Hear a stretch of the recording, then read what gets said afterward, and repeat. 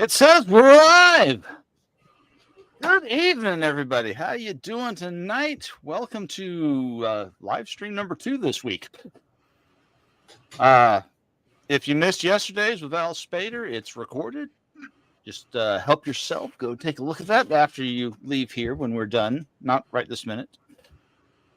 I am sitting here with Cody, who is one of my fellow players in one of Bear's Star Trek games. Cody? Before we go, congratulations on hitting 500, man. Oh, thanks. Yeah, thank you. Thanks for inviting me on. Yeah, it is awesome. And thanks for inviting me to the stream. I'm excited to talk to you tonight, even though I don't know a whole lot about Star Trek Adventures, but should be interesting. Well, that's kind of what we're here for. Yeah, exactly. So, the theory behind this was I had a disastrous solo live stream, and I so envy the people who can actually get on and live stream solo. I've discovered I am not one of those guys. I got to have something to bounce off of. But one of my friends said, one of the things that we really need is somewhere where people aren't afraid to show that sometimes even the ones who've been doing it for a long time have, stumbled through the rules and messed things up. And that got me thinking, well, excuse me. Not everybody has been doing this as long as I have. I mean, I don't know what your gaming history is like, but I know you've said that you were just a fairly casual Trek fan. Right. So I've been gaming for almost 30 years now.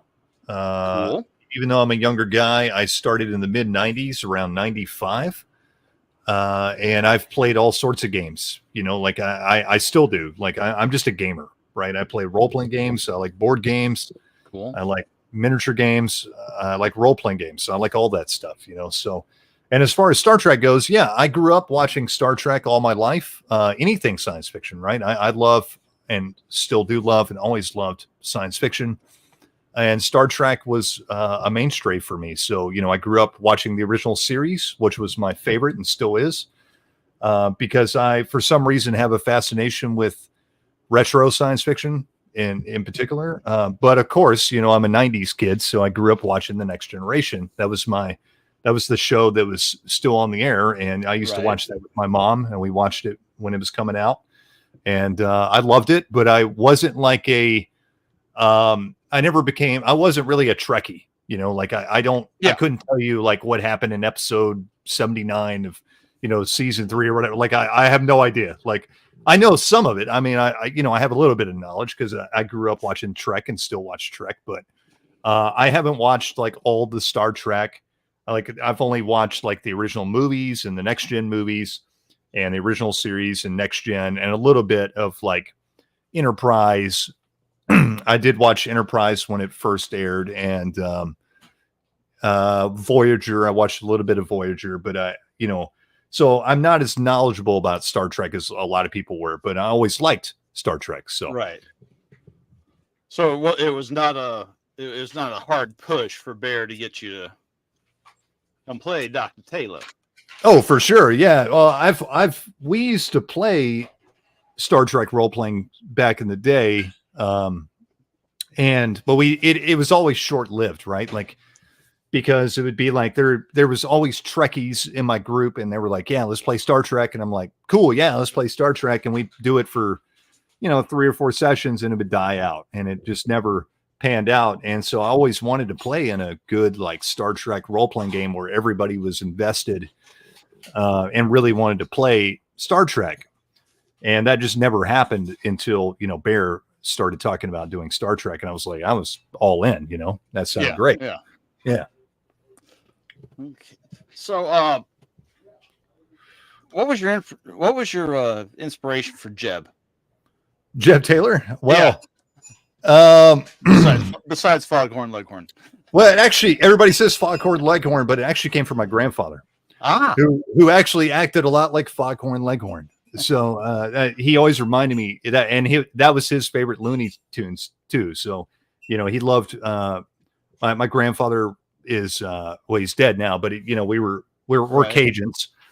And so he did have like that old Southern like accent, and he would say stuff like that. Let me tell you something, son. And, stuff like that, and so, that was really my inspiration. Was I was trying to like, I was kind of like, it'd be kind of funny to do like I always wanted to play like an old Southern gentleman in a role playing game. And I was like, oh, this would be cool to do like, kind of a different take on McCoy, who's one of my favorite characters in Star Trek, but make him like real, super Southern, Well, actually, I'm born and raised Texan, so you're not hurting my feelings with the. Yeah. I was born in Texas too. What part? I was born in Amarillo. Okay. Yeah. All my family's from East Texas. So, my dad. Yeah, my dad's from. My mom's actually from West Texas. They're from Lubbock and all that, and then my dad was born in Beaumont, and he grew up around that area. So Yeah. And I was born outside of Houston. So, and then my wife's from Texas too. Yeah, I went to high school down in League City, south of Houston. Dad worked for a couple of different NASA contractors. Oh, cool. Yeah. I got in. You got in the truck with your dad. Was it your dad that started you off watching it, or was it? Oh, no. My dad hates science fiction. Me and my dad, we get along really well. We have things in common, but there's a lot of things we don't have in common. And one of them is fantasy and science fiction. He loves it. And my mom is really not that big of a fan either, but she did like Star Trek and would watch it with me. That was just something I got into on my own. Cool. And my mom's dad, we were talking about my dad's dad that sounded like Foghorn Leghorn, but my mom's dad loved science fiction. He loved space and science. Yeah. And so he kind of encouraged that too, so we would watch Star Wars together and Star Trek and all the old, Forbidden Planet. And he took me to NASA all the time and stuff like that. So, yeah. Dad got me into it. Matter of fact, my solo, my Captain's Log solo game. Yeah. The registry number on my ship is my dad's birthday. That's cool. I was wondering, how do you work? How do you work dad into? Oh, okay, that's how you work dad into it. Yeah. So, so did he when Bear talked you into it? Was there what big hangups did you have at first with Star Trek Adventures? Because I know what was were there any So when I've played, like I said, I had kind of played some of the other Star Trek role-playing games. We played mostly the Last Unicorn version back in the day. I never played the Fawcett Trek. I only recently got a copy of that thanks to Elfbait. I don't know if you know Eli. He sent me a copy of Fawcett Trek. I think we've talked in chats a couple of times, but yeah, he's a cool dude. He's a great dude, and he's always sending me stuff. And he sent me the Fawcett Trek just because I've always wanted it and looked at it, but I never played it. So we played, growing up, like in middle school, high school, we played the Last Unicorn version, and then I also picked up the Decipher version when it came out, and I ran that a few times. So that was the Trek I grew up on, and Star Trek Adventures really didn't interest me that much. When I heard about the 2D20 system, I wasn't really interested at all. I was just like, well, I have older versions of it. And like, if we want to play Star Trek, we'll just play that. So it was really, when Bear said, hey, I'm going to run a Star Trek game, he actually thought about using the Last Unicorn version. He had mentioned that. Yeah. Yeah. And I was kind of like, well, that sounds good to me. Cause I played a lot of that. And then he was like, you know what? I'm going to use Star Trek Adventures because it's the newest version and everybody can go get it. And, he likes to promote stuff he and whatever. And I think that's cool too. So I was like, all right, I'm on board. It's Star Trek. I'm cool with it. And so that week I went to the game store. I called them up first, my local game store. I was like, hey, do you guys have a copy of Star Trek Adventures? They're like, yes. So I drove all the way out there. It's like a 40-minute drive to the good game store. So I go out there and they had it, but it was like way overpriced. They had it on sale for like $70. Oh, good Lord. And I was like, $70? I was like, holy shit. I bought it anyways, just to support the store. But I did I made some comment going out the door. I was like, hey, just so you know, this isn't a $70 book. I don't, so you might want to check on that. And they're like, oh, yeah, we just go off whatever, I was like, yeah, it's not $70, but I like you guys. I've been going here forever. So here's $70, whatever. I didn't feel too ripped off or anything supporting those guys.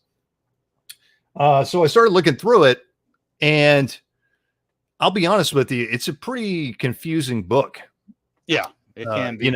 It's pretty confusing when you start looking at it. But once I actually started playing it, I caught on pretty well.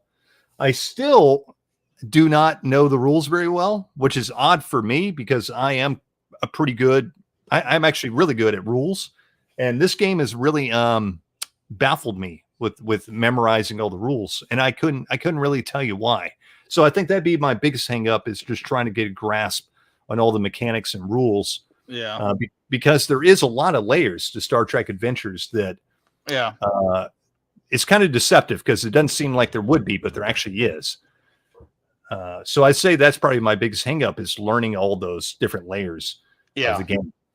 Well, I always tell people, start with just the bare basic. You figure out your difficulty number, you roll 2d20, just get the basic resolution mechanic down. And then you start adding in the layers. People start, because the thing that I've noticed most is, especially with newer role players, I mean, you've been doing it for 30 years, so it's not necessarily a big thing for you, is adding in the meta currencies, the momentum, the threat, and things like that. What do you do with these? And hold on a second, we got a bunch of stuff going on in the chat. Yeah.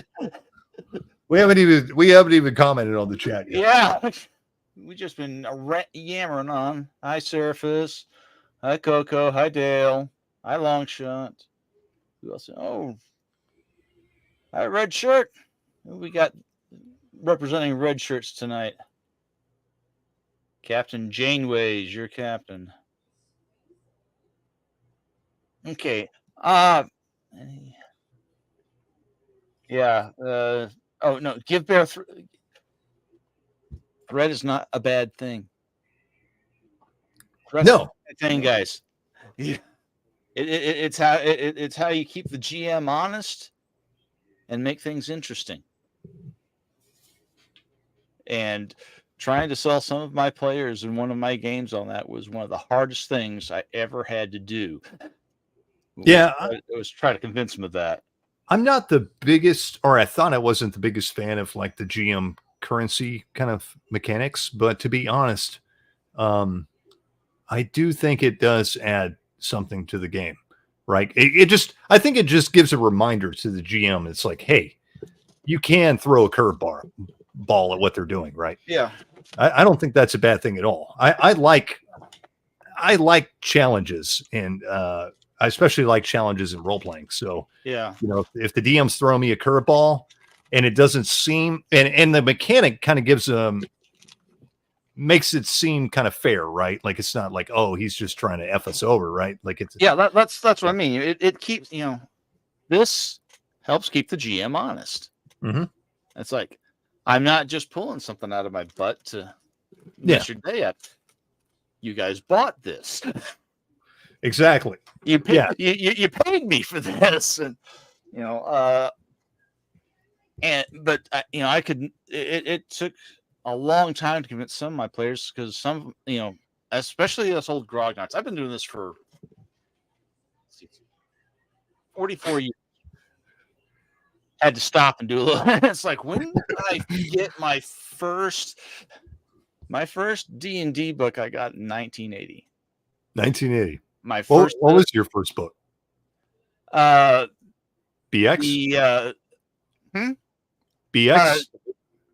It was I got the first thing I got was the first edition AD&D Player's Handbook.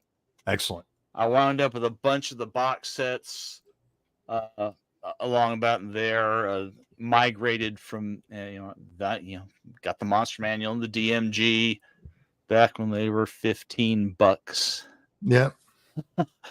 I remember that. It's like, the PHB and the Monster Manual were $12 each. The DMG was 15 because it was a thicker book. That's cool. Dice were cheap. Yeah. Not so much anymore. But I think it's been harder for old grognards like me and you to kind of to fall into the narrative kind of gameplay that Star Trek Adventures is more supportive of. It's I mean, there's crunch in there, but it's way more narrative, way more interactive. Yeah. I don't have a problem with narrative gameplay. I've always played that way. I've always been a heavy role player, or try to be.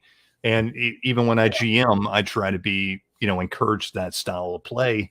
And, the groups I play with, that's the way we've always been. We've always been pretty heavy role playing and narrative and stuff.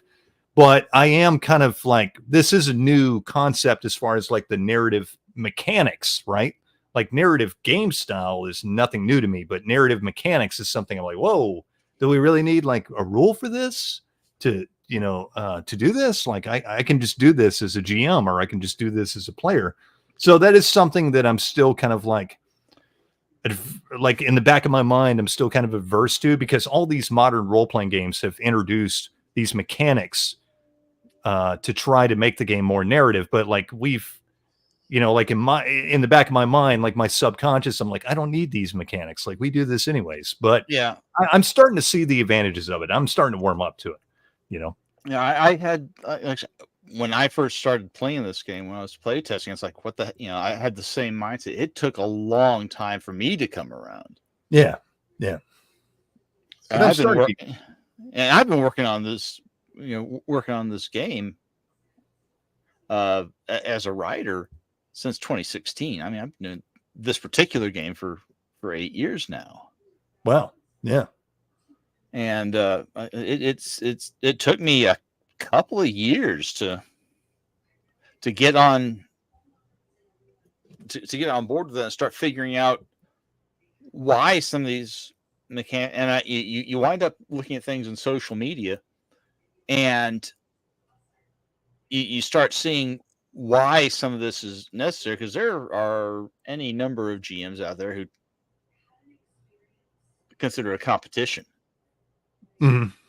And I've been at a couple of their tables before in the past many years, and I said it, but it still took me a while. It's like, well, I never do that but I to understand the threat mechanic, for instance. Right.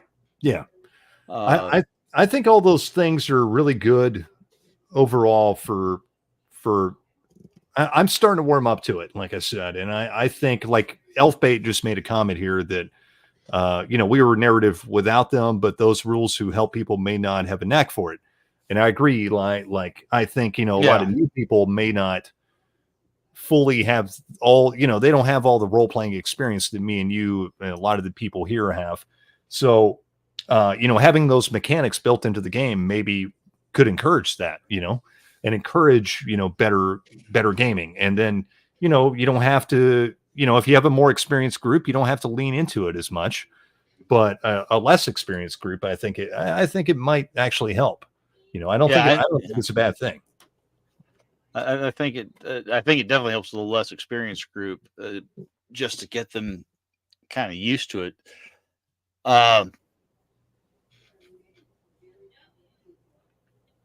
I had a thought and it went away. It's almost like Brian is inhabiting my brain.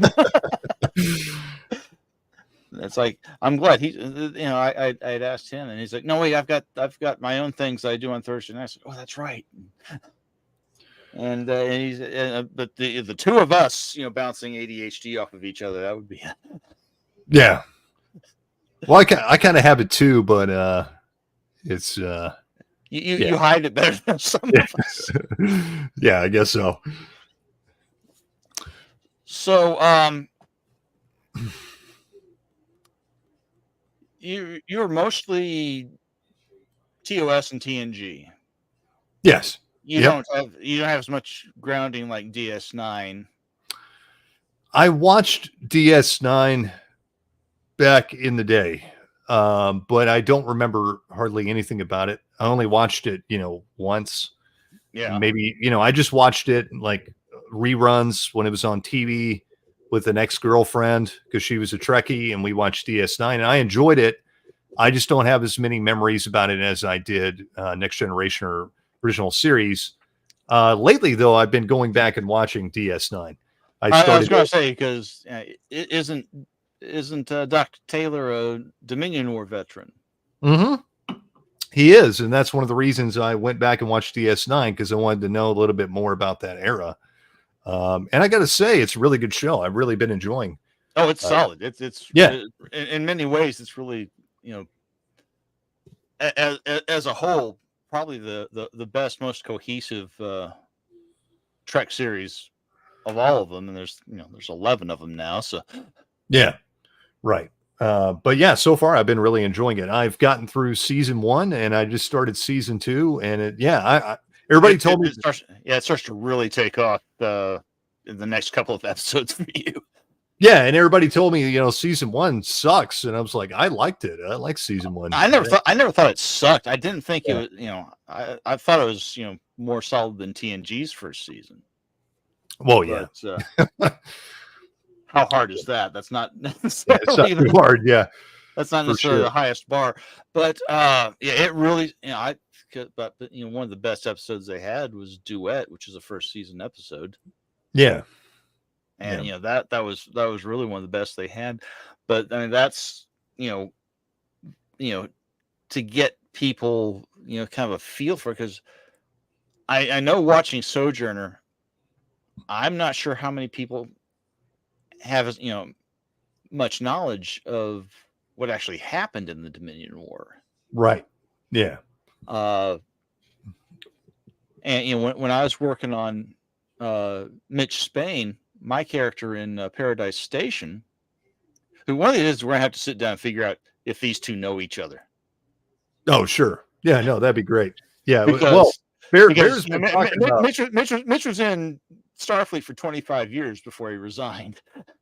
Yeah. I think that would be awesome to do. I've been trying to talk Bear into doing some kind of crossover episodes. Oh, that'd be great. And that'd be great to have the two doctors together having to figure out some kind of problem. But like I said, one of these days we'll have to sit down and figure out if we knew each other. How long has Jed been in Starfleet? He's been in Starfleet a long time. I actually have all his service record written out, but it's been a long time, like at least 30 years. And then he was actually he taught at Starfleet Academy before and was about to retire before he got the offer to go to the Sojourner. Cool. Yeah. Mm-hmm. Mitch never taught. Mitch, he wound up being an emergency medic in the Dominion War. Yeah. And that's how he learned Klingon. Well, they might have met during the Dominion War. It's entirely possible. Oh my God, you guys talk a lot over here. Let me see here. Let's see. I love to go.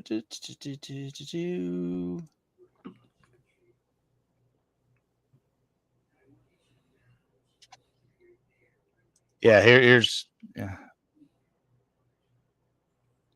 And I completely agree on this one, Seraphis.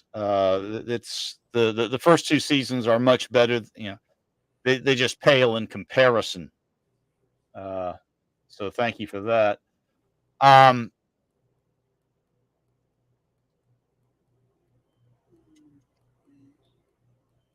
See, and this is why I shouldn't be hosting this. I keep getting so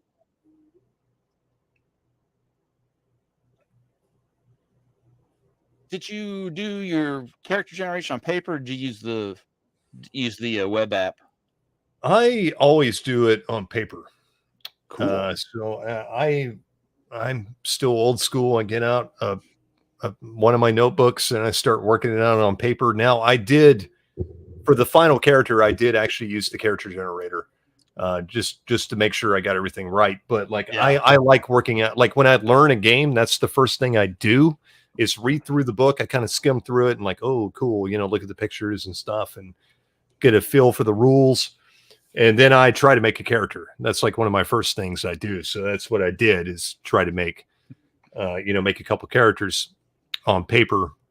But in the end, I still used the character generator, which I think is it's fantastic. It works really well. Oh, yeah. BC did a great job. She took the code over from the guy who originally built it and turned it into something really, really impressive. It's a great resource.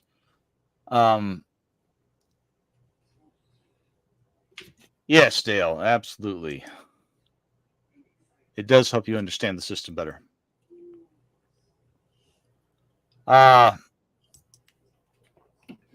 So were there issues? I mean, a lot of people seem to have issues with the character generation system. Did you have any? I had 0 issues making a character for Star Trek Adventures. I don't think the layout of that book is the greatest. Oh no, it's really not, though, and that's long been acknowledged. This book is not well laid out, but as far as the character generation section goes, I thought that was actually pretty well laid out, and it was not complicated at all. It's pretty straightforward and easy to make a character for Star Trek. Yeah, good. All right. Man, we're not having anywhere near the issues. I was hoping we'd find issues to address. And unfortunately, I'm not a negative dude. It's hard for me. I used to be. If you caught me like 10 years ago, I'd been like, tearing everything down. Now, I mean, I do have issues with Star Trek Adventures. I don't think it's, I'll be honest, I don't think it's the best Star Trek role-playing game I've played. I still like, I think the Decipher and the Last Unicorn were better just because you could do more with them. And I think you could do anything with Star Trek Adventures, but it's definitely suited for one thing. And like it was built to play Starfleet officers, and for that, I think it's excellent. And I know they have like Cleon book and they're coming out with a Romulan book and all that, but it's definitely like made to do that. And for that, it does it pretty well. Yeah, that first the core rule book was definitely built for the Starfleet experience. That's one of the things we've kind of learned over the past few years. They did a lot of work in the player's guide to open up alternate career paths, civilian things, playing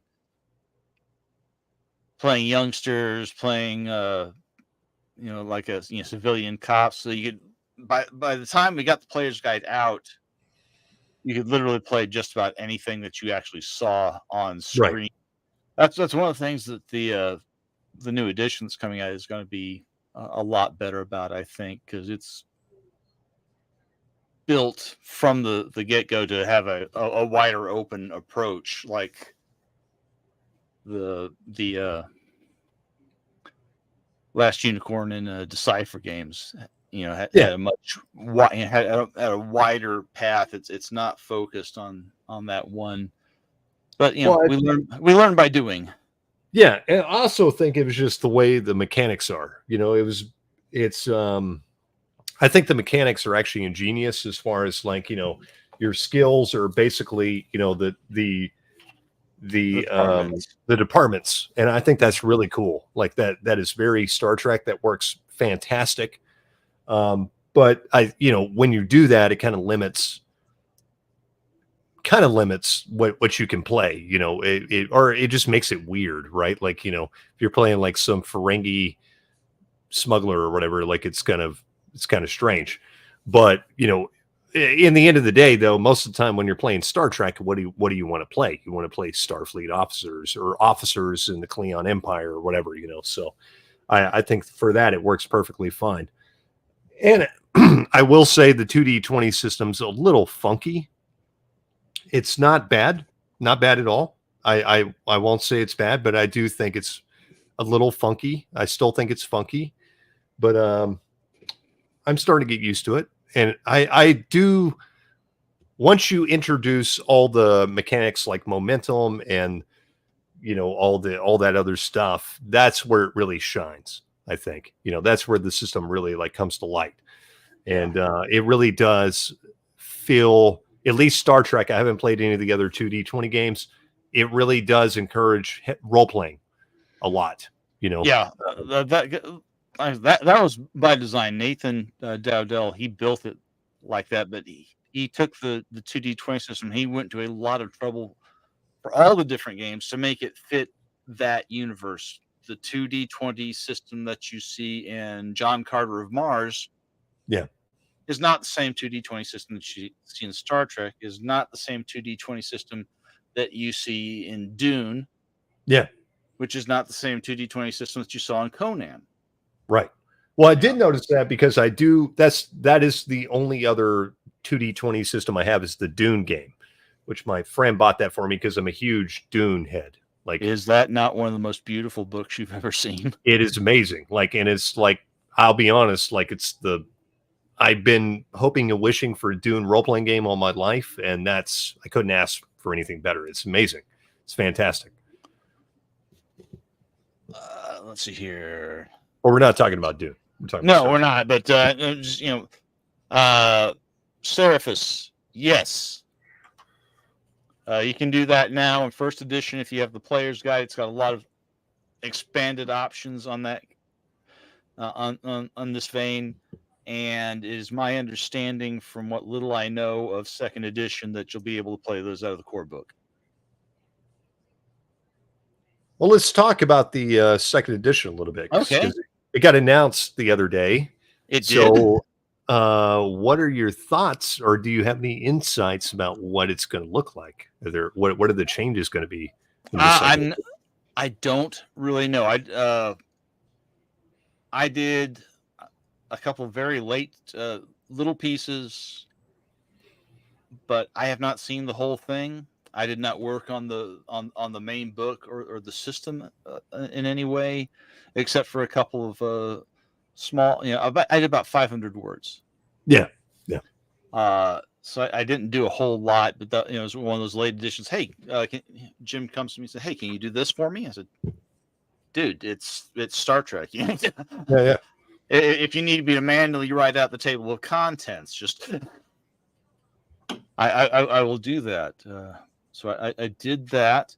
I know that the goal was to not take the whole pile of books and supplements that we've worked on over the past 8 years and make them invalid. I know it's going to be, when they say it's going to be backward compatible, I believe them. Yeah. Because actually, nobody on this team wants to reinvent the wheel. We don't want WotC will do a new edition of D&D, and you'll have to get a new monster manual and a new PHB and a new DMG and all the other ancillary stuff all over again. We don't want to have to go through and do new quadrant books. Yeah. Because because something's changed. We don't want to go through and do new division books because something's changed. Because I don't think they're going to change it that much. So I think a significant portion of what we've already got is going to still be valid in second edition. I think a lot of what we're going to be getting in second edition is, the lessons we've learned over since 2016. Sure. Oh wait, maybe having it so focused on Starfleet that it alienates players who want to play civilian freighter captains. Yeah. Like you find on DS9 quite frequently. You kind of alienate them because not everybody wants to play Starfleet after Right. the various incarnations of the show. Because when we did it, basically everything from Star Trek was Starfleet. Yeah. Discovery had been announced, but it wasn't out. We had no idea what it was going to look like, and besides which, it wasn't on our license anyway. Yeah. We had the all the series up to that point: TOS, animated series, TNG, DS9, Voyager, and Enterprise. We had all 10 original movies. We didn't have the rights to the Kelvin films because there's an additional production company involved to make rights and licensing kind of a nightmare. Yeah.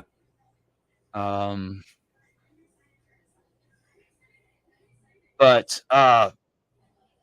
and that's another thing that I think we're going to be benefiting from this, because when we started, we didn't know we were going to have 5 other series Right. pop up in the intervening 7 years. Discovery came out in 17 after it was announced while we were putting the first core book together. It came out in 17, around about the same time the game released. But you got Discovery, you got Picard, you got Lower Decks, and we got Strange New Worlds. We got 5 or 6 series, and this is going to be the first time in the game line's history that we're going to be able to incorporate all of that, all the new stuff that we've gotten. New species from Discovery and Picard and things like that. So I'm very optimistic on that front. It's going to be a much more inclusive, because we've got all of this that we can draw on. Yeah. We've got the Strange New Worlds license now. We've got the Prodigy license now. Each show is its own clause in the license, so we have to negotiate each one of those separately, which is one of the reasons it took so long to get some of them. Yeah, for sure. No, I think a lot of that's a benefit. Like, to hear you say that it's going to be, I didn't know, what to expect. I have no idea. I haven't looked at anything from the second edition or what they plan on doing. Yeah. But to hear that it's going to be completely backwards compatible is great. Yeah, Jim Johnson was very adamant about that. He did not, he's been with Modiphius and working on this game longer than I have. I started in August of 16. He was already there in like April or May. Yeah. So I mean, he's personally got a ton of stuff invested, personally, because when they, he was writing, and then he started editing for them, and then they made him project manager. So I mean, he's been living in this for 8 years and change now. Right. Yeah. And so he does not want to see any more change than is necessary. But there are aspects of the game that some people have trouble with. I know people have complained about extended tasks before, and I have not honestly done a lot with extended tasks just because reading through those rules, it's a pain. Hold on, Seraphis, you've got a question for someone.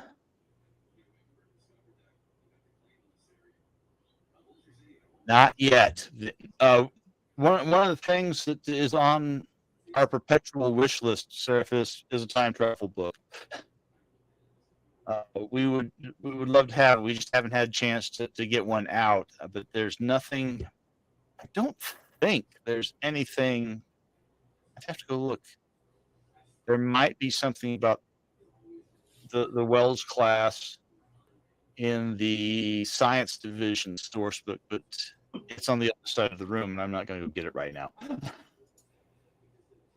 Daniel Schwartz. Yeah, we get that complaint a lot, so I don't know what they're doing about extended tasks. Like I say, I've not seen the second edition. Star Trek Online, some of it's considered canon. We've got Modiphius has a really good relationship with Star Trek Online. We've got quite a few STO ships in the Utopia Planitia book because Thomas Maroney has been working with Jim for quite a while, and we wanted to get some of their ships in there, and he said, "Well, I've got these ships here," and it turns out these are the ships that were going to be made canon in Star Trek Picard in season 2 and season 3, and Thomas managed to keep that a secret until pretty much until they showed up on screen. But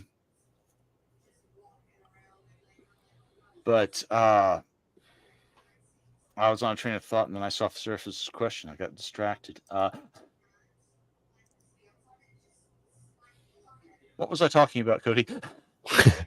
You were just help me. You were talking about you were just talking about like we were talking about the second edition, and yeah. You were talking about actually. Don't be sorry, Seraphis. It's so 80... don't be sorry, Seraphis. It happens. I'm easily distracted if I see a shiny object. One thing I did want to ask, I got a question. Okay. How do you approach, or is there any advice in the book, because I didn't really see any, about making NPCs and like enemies? What's the best way of going about that? Or is there any other books in the Star Trek adventures for doing that? Well, there's a section on building NPCs. You got all right, let me... No, I don't want to remove that. I want that to actually... I want to actually hit the right thing. Let's get where I can do something with this.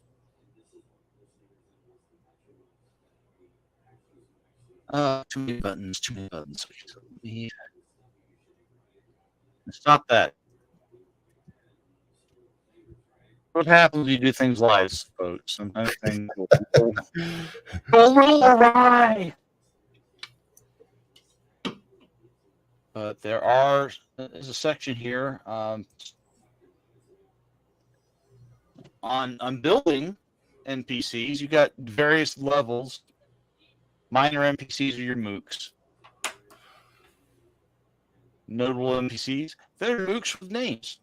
And then you got your majors, and each one of these has a different use. But they've got your major NPCs are your villains, your consings, your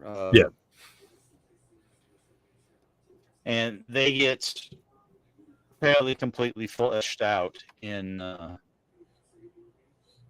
but that starts on page 311 to show you different NPC abilities, resistances, and things like that. And there's where else? But yeah, this is where the organization woes kind of come in. because this tells you about what they are, but you got to find the other sections for points to give them. Yeah. I never saw it in there, so that's good to know where it is. This is where to start. This is one of the reasons we did things like this. Is really go to therapy. No. Boom, boom, boom. Give me back my table of contents. Blast it.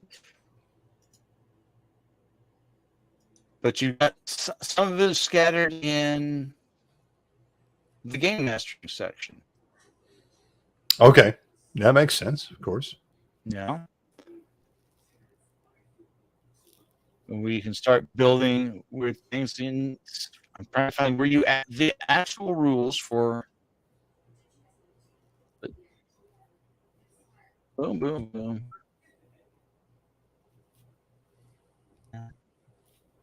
But this is why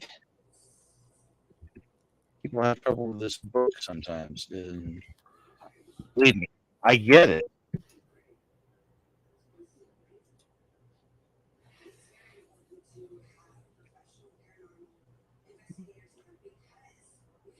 I'm trying to remember. You'd think I'd remember this as often as I'd referred to this, but you'd be wrong. It's fine if you can't find it right now. We can. Yeah. Well, we'll get back to it. But it's good to know it's in there. I didn't even know it was in there. So. All right, then we can go to. All right, one last thing, then I'll get back into creating minor NPCs, creating notable NPCs. 303 is where we want to start. Gotcha. But yeah, see, this is as many people have noted. You are certainly not the first, and I doubt you'll be the last to note that there are some organizational challenges. Yeah, for sure. Which is one of the things I'm really hoping is cleaned up. The second edition, I have very little doubt that it's going to be cleaned up because I have a lot of faith in the guys that are working on it. I've worked with Jim. I've known Jim for decades. He and I were on the early Trek RPG BBS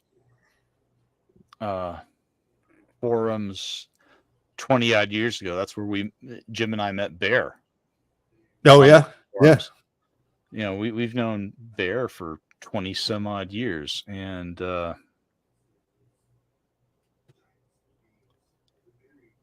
know my personal feeling right now is that of all the people they could have put in charge of this, they put the right guy in charge. Because Jim, loves Star Trek. Yeah. Yeah. And he's got background in project management. He can herd cats like nobody's business. Yeah. And he can be extremely patient in said cat herding. I couldn't do that job. I could not be the project manager as much as and feed my ego something fierce for about 3 days. Mm-hmm. And then that's at the outside. That's how long it would take me to figure out I am so far over my head. So I have a lot of faith that he has looked at this. Nathan Dowdell, who wrote the original system and has done the changes for second edition. I have faith that they have learned very well, all the various lessons that we've had to learn over the past 7 years of the game's release. Yeah. I know they've got a wider, well, all you gotta do is look at the cover. Hold on a second. Let me bring that cover up. I don't know if there is that. Let me see if I can.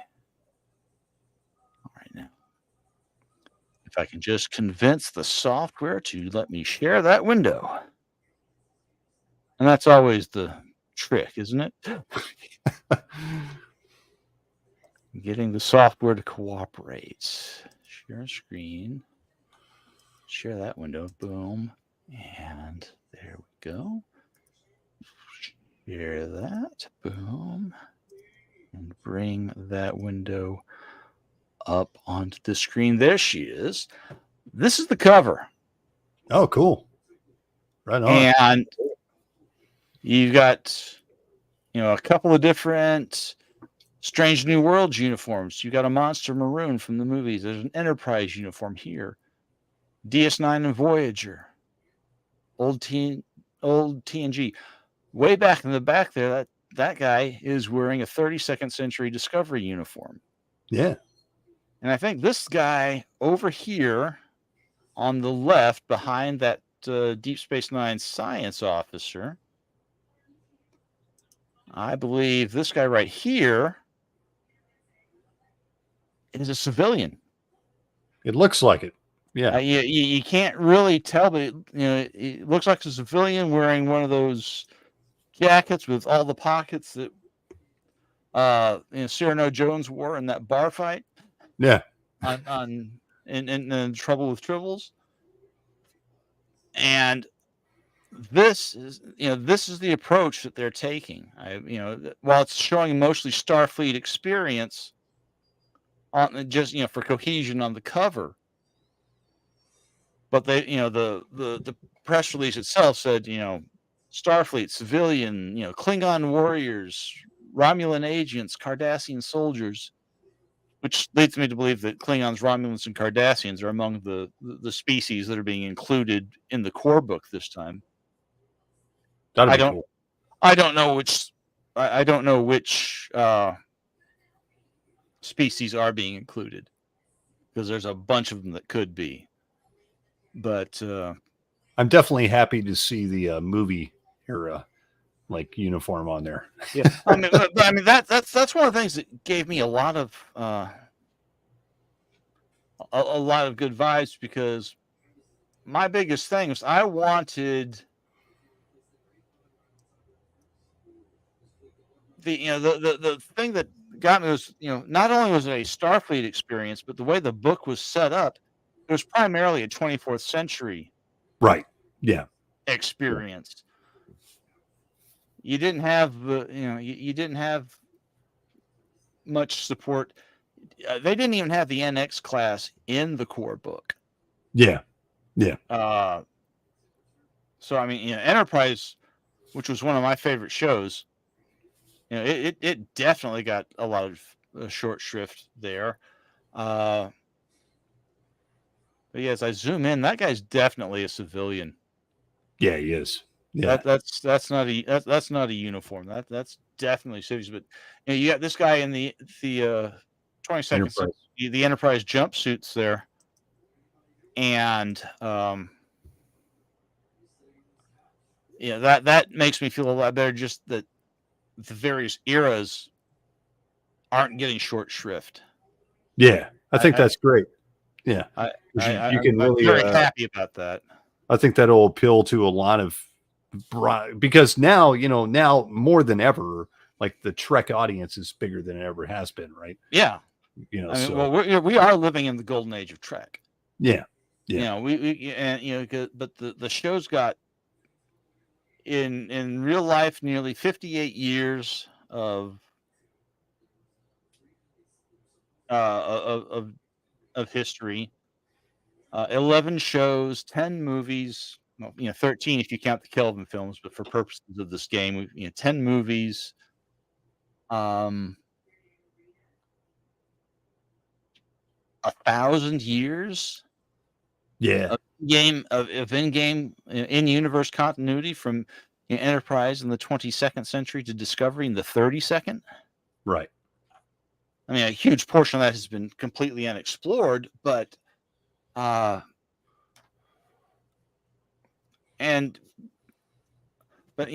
like the fact that we've got these you know, varying, representations. And I'm hoping that,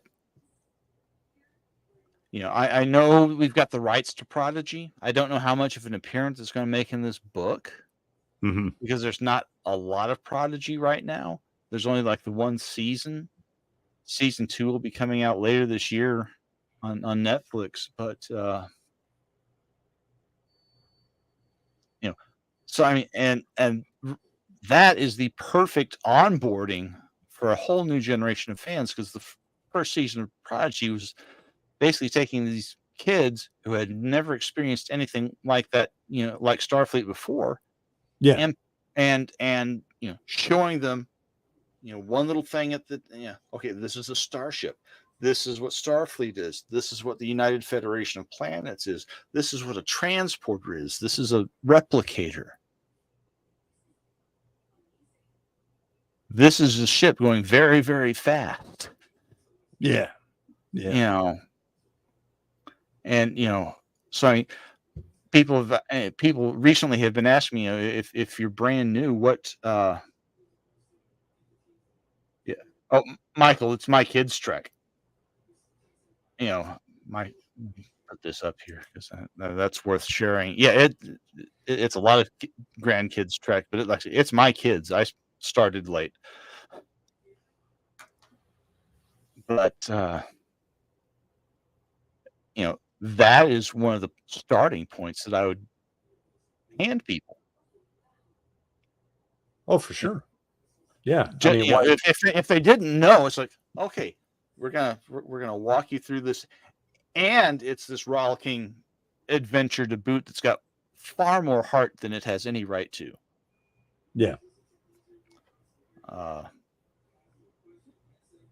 gonna close that now, but I mean, just the way they set that cover up with all those eras, I've got has given me a lot of faith in that they're going to be able to meet that goal that they put in the press release about second edition, that we're going to be able to basically play any character. If you've seen a character on Star Trek, you should be able to play that character right out of the core book.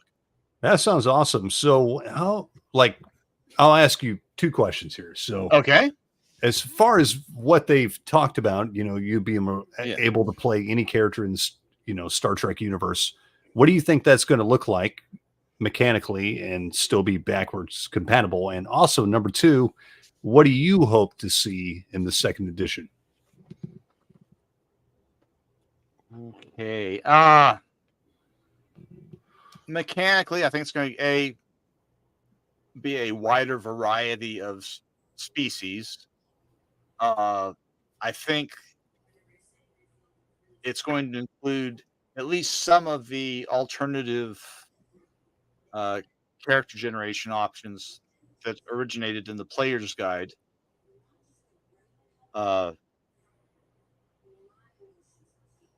And I don't know how it's going to handle role abilities, if it's going to handle role abilities, and they may find another way to do that.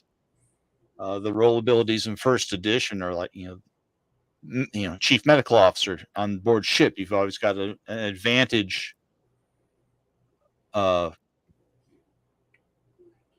because you got sick bay and you've got a staff, for instance. I'm not sure how. I have no idea how they're handling that, if they're going to go a slightly different route on that.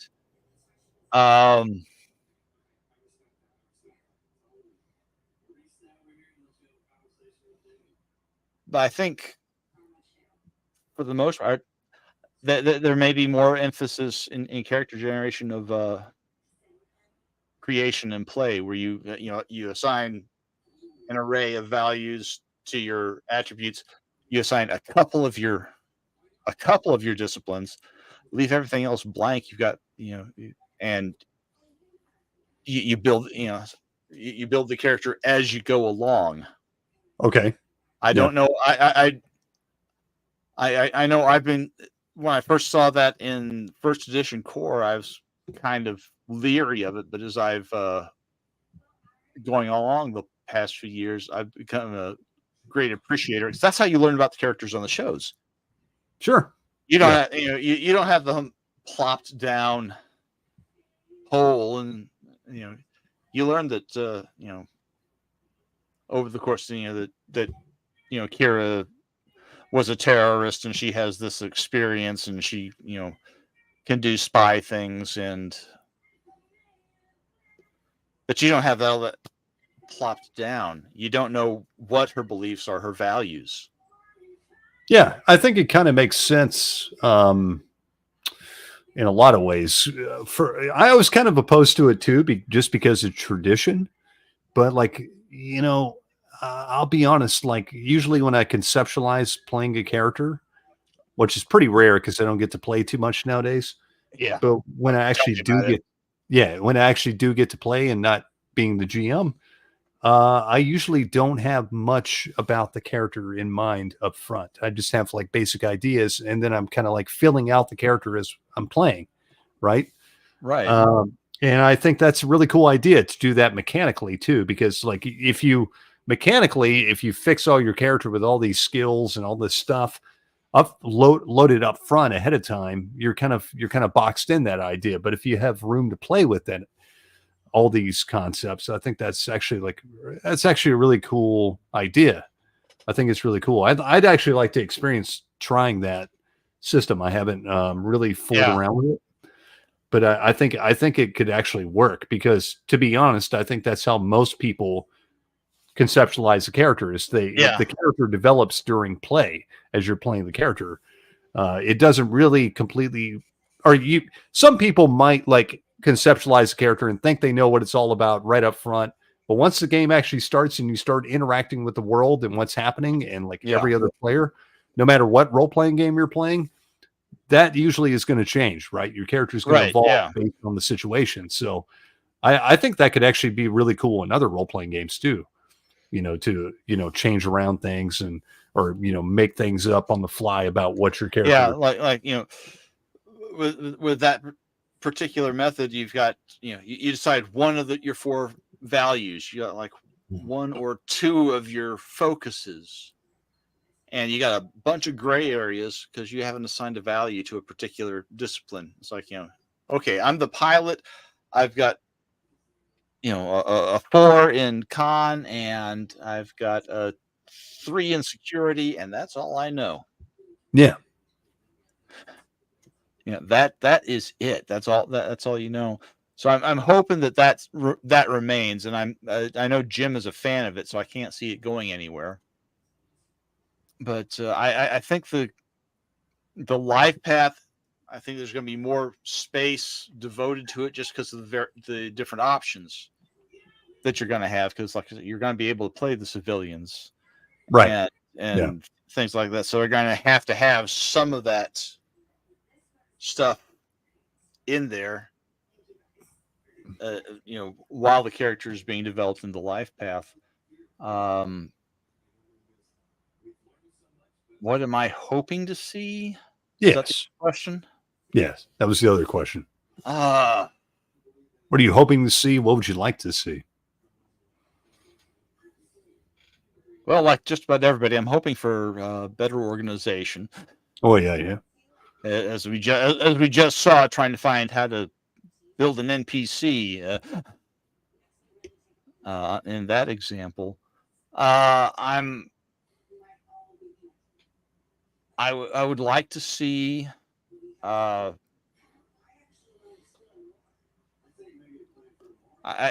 think the lore section was a little disjointed. I liked the idea behind it, but all those sidebars. I mean, I wrote a bunch of those, but I'm hoping for maybe a little less disjointed approach to the lore. I know when we were first putting that together, the idea was, well, we don't want to do all this stuff where they could just go look up on Memory Alpha. Yeah, yeah. And as it turns out, I don't know the exact numbers, but a significant portion of the game player base, they're not online.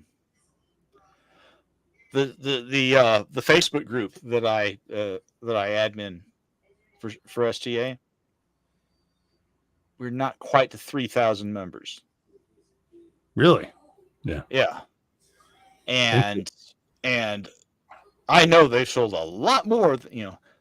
Michael Dismukes continuing. He checks the stats on continuing mission a lot, and they had something like 80,000 distinct contacts last year. Wow.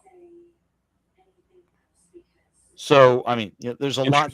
There's a lot of them online, but there's Yeah. a whole lot. There's a whole lot of people. A whole lot of the game play that aren't. They don't. Yeah. They don't jump on, and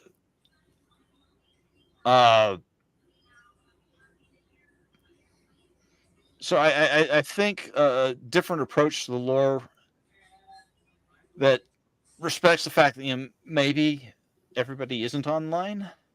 Right. Yeah. Include a little bit more, which they've been doing much. As the line has progressed, especially after Jim took over in, I want to say 19. I think he took over in 2019 as the project manager. Sam went and got herself promoted. Yeah.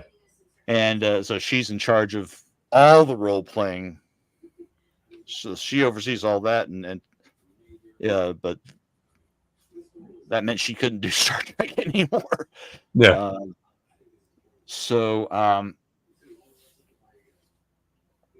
But I would like to see an approach to the lore that didn't require you to constantly be referring to Memory Alpha or StarTrek.com or wherever. That's a lot of lore. Well, but you can do it in chunks, and it doesn't have. You don't have to have the complete. Everything you can do, bits and pieces. The first Starship Enterprise was commanded by Captain Jonathan Archer, and decades later, the new he lived long enough to see the Constitution class USS Enterprise launched under the command of Captain Robert April, and so on and so forth.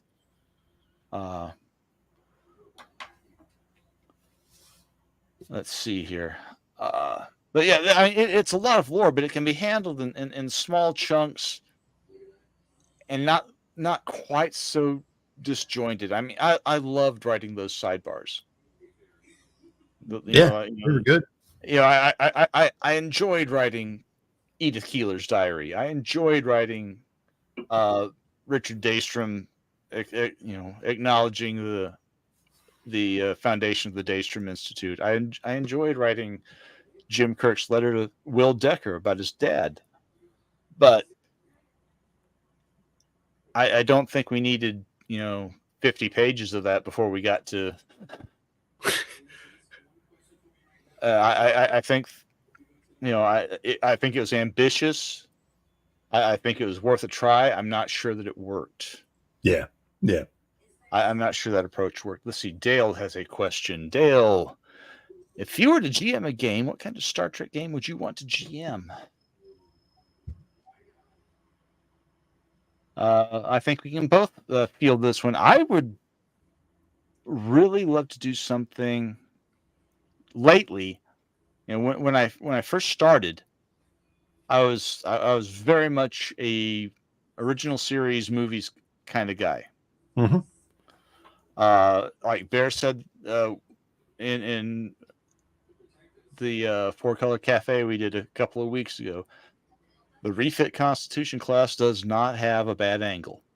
No, it's a beautiful ship. it's a beautiful ship, and I really love that era. And I would still run a game in that era at the drop of a hat. Yeah, but I have become with my Captain's Log game, my solo game. I have been playing in the 32nd century. Okay. Because we don't know anything about it, and I get to make stuff up. Right. Yeah. There's so little in canon about that, and it's very freeing. there's a huge chunk between Picard and the third season of Discovery that we don't have any idea. We have a few little pieces here and there involving like the temporal Cold War from Enterprise and things like that. But I mean, there's that huge open space. Yeah. That I wouldn't mind playing with. I think Bear's got the same idea with his third game. The name of the ship, which has escaped me at the moment, but Odyssey. Yeah, that's the one. It's like, how do I forget that? It's fairly simple and straightforward.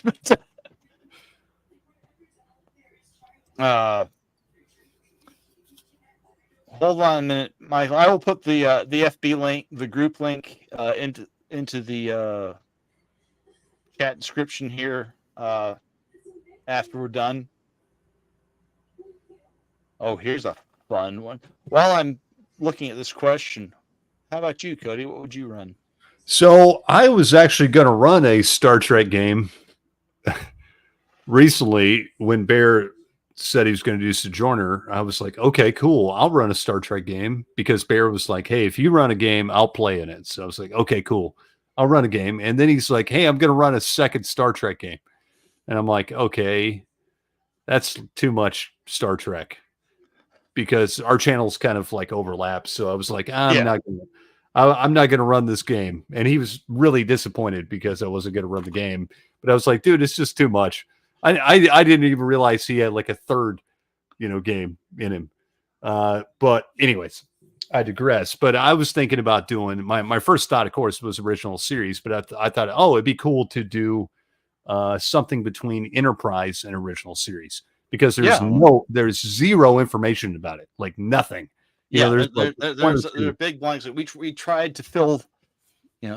Make some logical connections between the end of Enterprise and the beginning of Discovery in the Discovery campaign guide.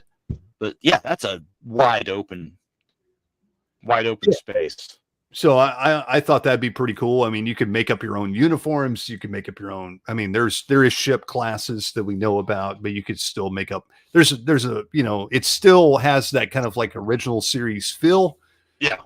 And it's very Wild West and.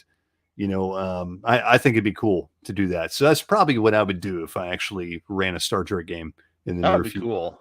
Yeah. All right. Let's see here. Daniel asks, with 1,000 years of history, would I create an adventure a la Shackleton Expanse?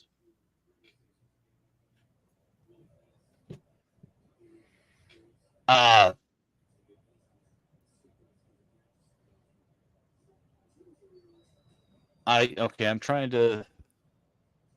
Am I missing something here, Cody? Read that.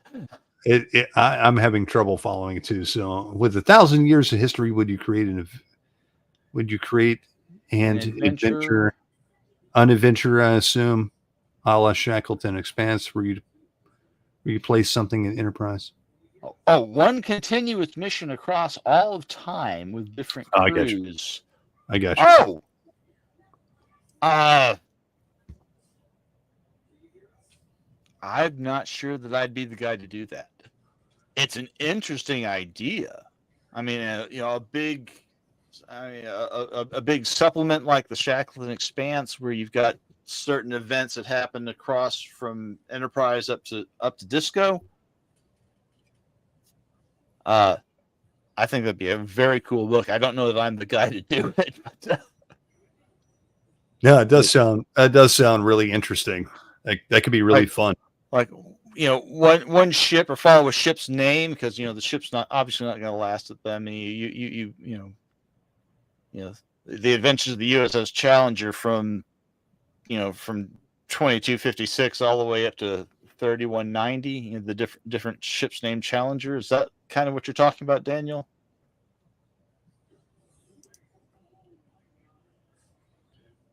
In the meantime, is that what he's talking about, or is he talking about like a ship that like actually goes further in time? Well, that'd be cool to know. Either way, I think it would be cool. A time ship kind of game, or following a legacy of ships bearing the same name. I've always wanted to do a game like that, no matter what system, but I think it would work great in Trek too, is to like skip forward in time, like play whatever you want to do, where it's like one crew and you skip forward like, a couple hundred years or whatever. Okay, so he's talking meetings, going to a planet, meeting them in Enterprise, and then in the Discovery era, following visiting that planet 100 years later, and following that Oh planet. yeah. That would be cool. That would be cool. I'm into that. That would be very cool to see how history in that region of space changes over that millennium of that big span of time. No, that'd be cool, Daniel. I'm into that. I don't know that I'd be I don't know that I'd be the guy to write it, but that is a super cool notion. You should write that down and send it to Jim. See what he thinks of it. Let's see. What did Michael had something to say here? Yes, STA does have great resources for coming up with your own adventures. Yeah, they did just drop the Federation Klingon War tactical campaign. And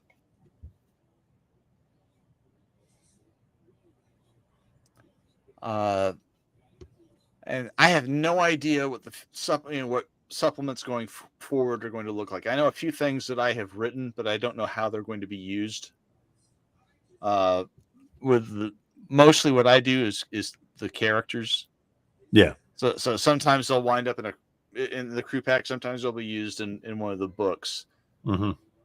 And often I don't know exactly how that is going to work out. Yeah. Right.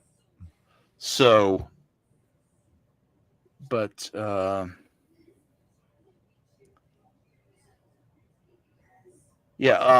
as far as another campaign, I don't know what the future holds. I don't know what the slate of products going forward is going to look like. I know that Jim's got stuff planned for all of the rest of this year, all of 25, and I think he's got stuff planned into 26. Yeah, that's what he was telling us. He's got something like 60 active products in various states of development on his plate at any one time, with all the stuff that just got greenlit and things like that. Let me make sure I haven't missed anything. But yeah, Michael, I don't know if they're gonna do another big campaign like Shackleton or the Fed Klingon War. But I hope so, because I think those are just what I've read so far in the Federation Klingon War. And we talked to Val last night. I don't know if you were here for that, but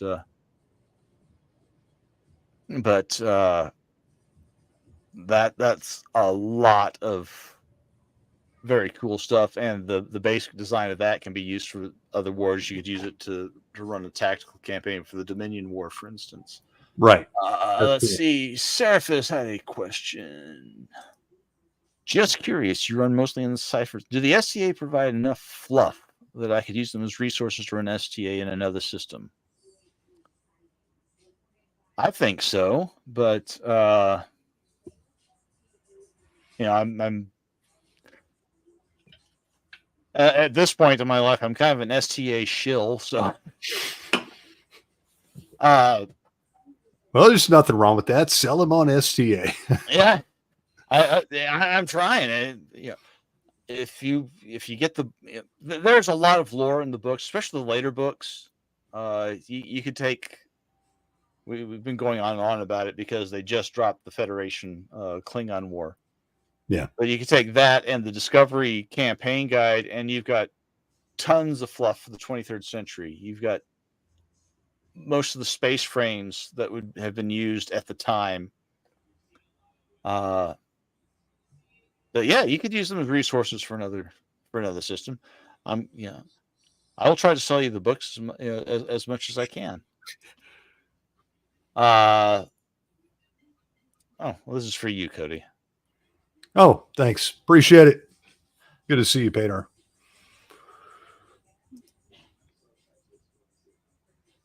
Okay. What about the Star Trek universe for you is a unique aspect for a role-playing game? I think Star Trek overall is like a unique role-playing setting. There's really nothing else that compares to it, right? Like, yeah. Unlike, you can tell anybody's story in Star Trek, and the thing I love about the universe is it's hopeful. Yeah, we didn't blow ourselves up. no. We didn't blow. We're still here in the 22nd century. We're still here. Well, they did blow themselves up. They just came out of the ashes.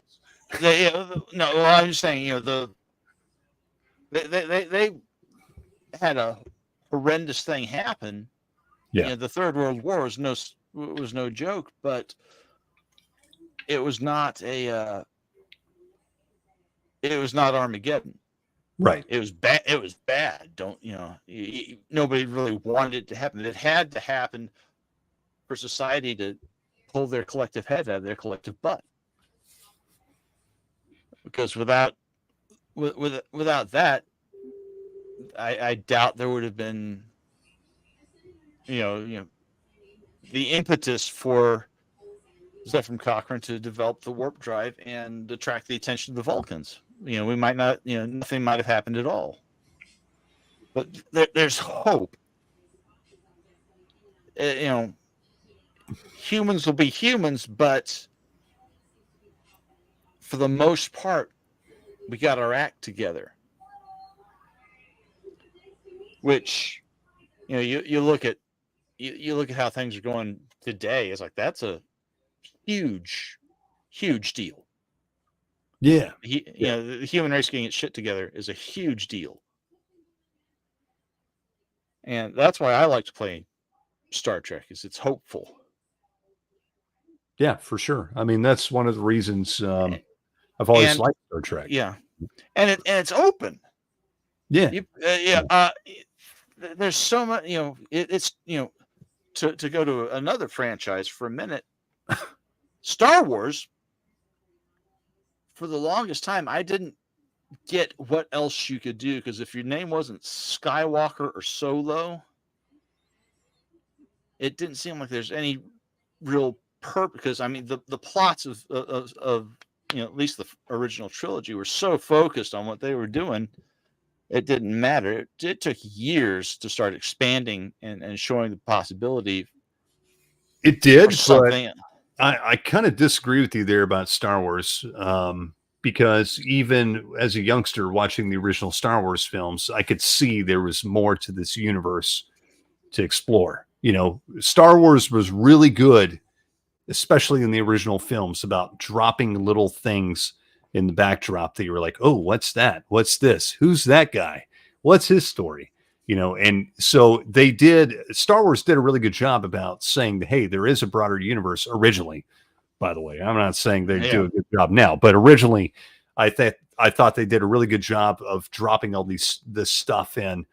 But you're right. I mean, the main plot of Star Wars, the main story revolved around that. But at the same time, you could see my imagination ran wild watching those movies as a kid. I was like, I want to be that dude, like in the cantina.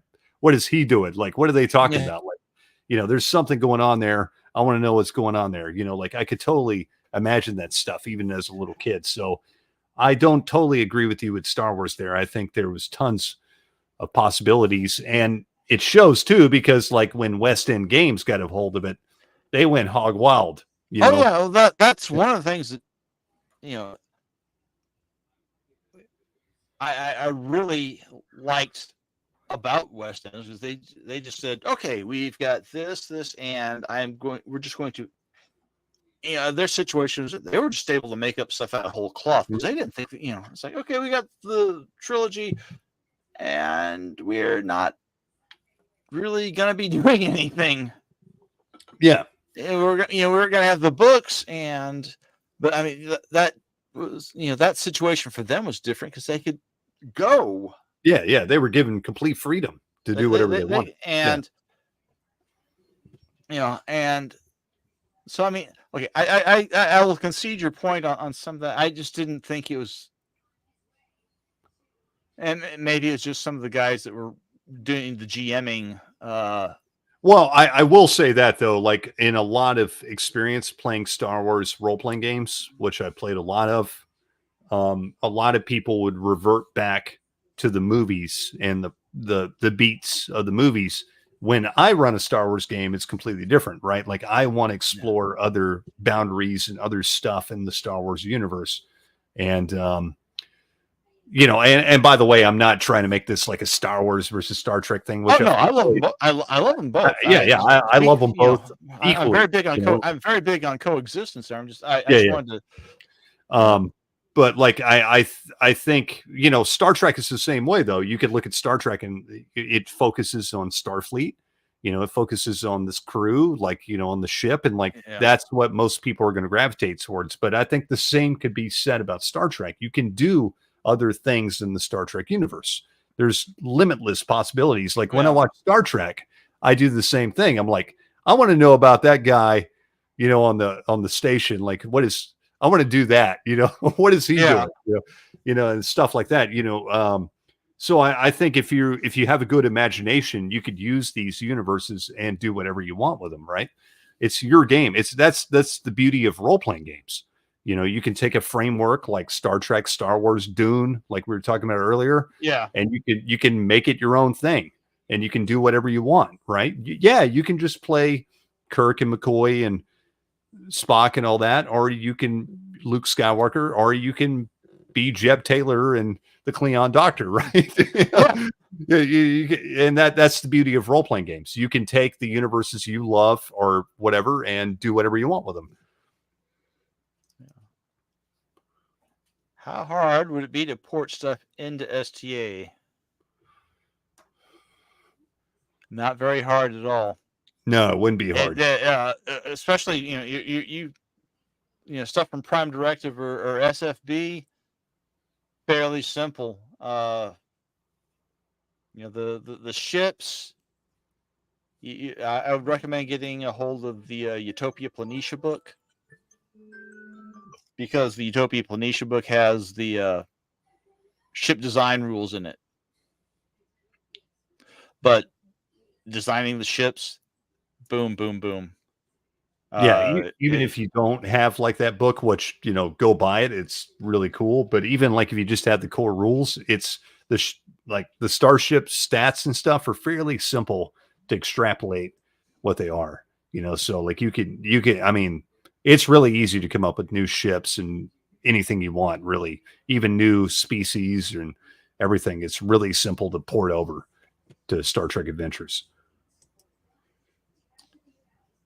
Yeah, Surface, I understand. My circle, we didn't go quite that deep into theory craft, but the basic theory, just what the heck were those? And in some ways, I kind of liked what they came up with. In some ways, I was very disappointed because I don't want to go too deep into Star Wars because I can go off on a tangent, and we're talking. I'm sitting here biting my tongue. It's like, but I will say this one thing: don't go too deep. I think Star Wars benefited from the mystery. That was one of the biggest, biggest positives of Star Wars was the mystery. And when they start filling in all the mystery, it kind of ruined it for me. And I think it ruined it for everybody, right? But we'll leave it at that. Yeah. Let's talk Star Trek. But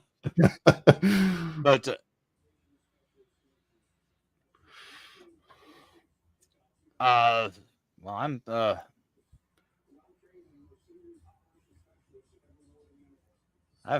We've been at this for about an hour and a half, and very shortly I've got to go do the daddy thing and read some stories to my kids. So, Cody, thank you so much for coming in tonight. Yeah, thanks for having me, man. I really appreciate it. Despite bear not me, let's never show the monster. That's a good point. Despite Bear not being here, to make his ears burn and to troll him in absentia, can one play a Horta in Starfleet? Sure. Why not? If you are so inclined, I mean, in this book right here, I've even got the ability modifiers for a Horta. Don't have any species talents, but for Captain's Log, you don't need them. Will they show up in second edition? God, I hope so. But yeah, if we want to make his ears burn,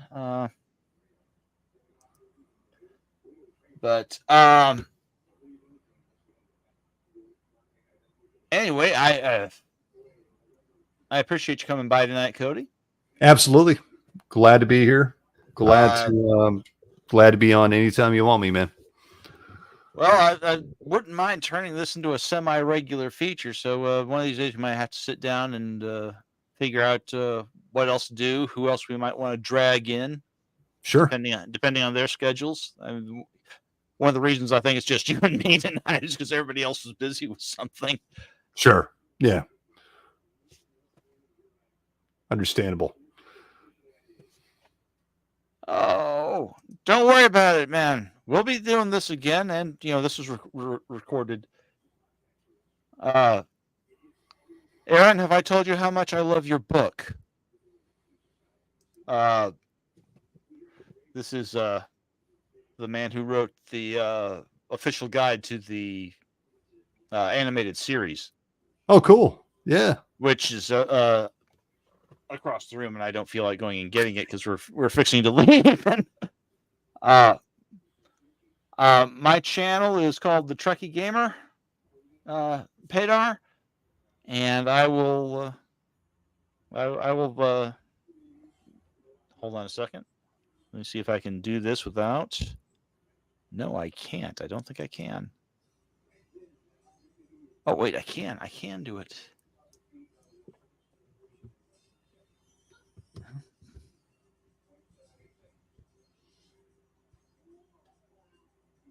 It'd be even better if I could type, That usually helps. Yeah, I are a writer. And I type like this. There's my handle, Pedar. I appreciate you coming by. Oh, I would absolutely love that. I want to get in touch with you at some point, Aaron. Sometime later, I'll drop you a line on Facebook or something. I have a couple of questions about TAS, and I'd love to have you on one of these nights just to have a long chat about that. So, but you'll be able to watch the replay here in a few minutes, and I appreciate you. I appreciate you stopping by. Thank you so much.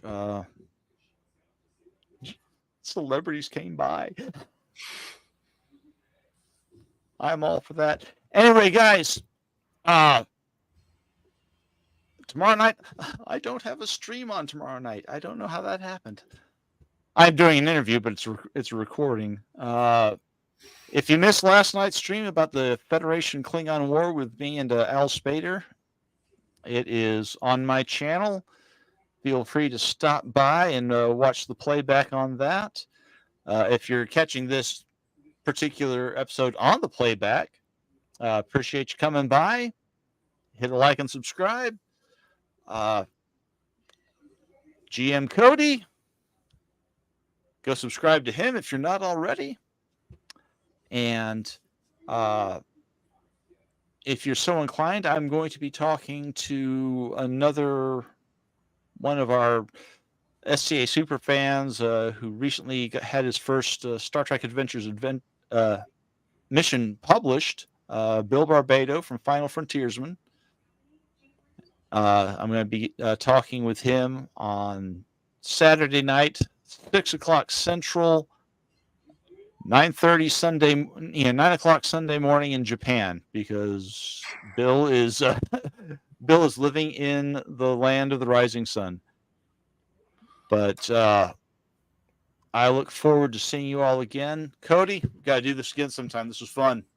Yeah, man. Absolutely. Like I said, just hit me up anytime. I really appreciate you having me.